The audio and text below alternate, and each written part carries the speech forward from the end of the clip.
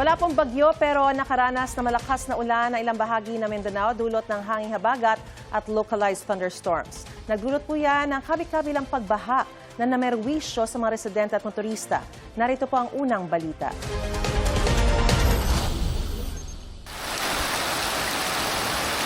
Inulan ang ilang bahagi ng Coronadal City kahapon. Kasunod yan ang maalinsangang panahong naranasan noong umaga. Gutter deep ang baha sa ilang kalsada na namerwisyo sa ilang residente at motorista.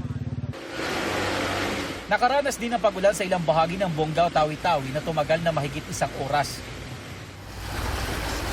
Malakas na ulan din ang nagpabaha sa ilang kalsada sa Iligan City. Nagdulot yan ng pagbagal sa daloy ng trapiko. Pansamantala ring nagka-brownout sa ilang bahagi ng lungsod. Sa Tibuli, South Cotabato, bumigay ang isang lumang tulay dahil sa ragasan ng sapa. Dulot yan ng malakas na ulan. Problemado ang mga residente at negosyante roon dahil nagsisilbing pangunahing daan ng tulay para makatawid sa lugar. Pinasok naman ng baha ang ilang bahay sa Lambayong Sultan Kudarat. Sa Sultan sa Barongis, Maguindanao del Sur, ilang araw nang lubog sa baha ang ilang bahagi ng Barangay Gadungan. Kasunod yan ng walang tigil na pag-ulan sa lugar. Umabot din ang baha sa ilang bahay, pati sa ilang taniman.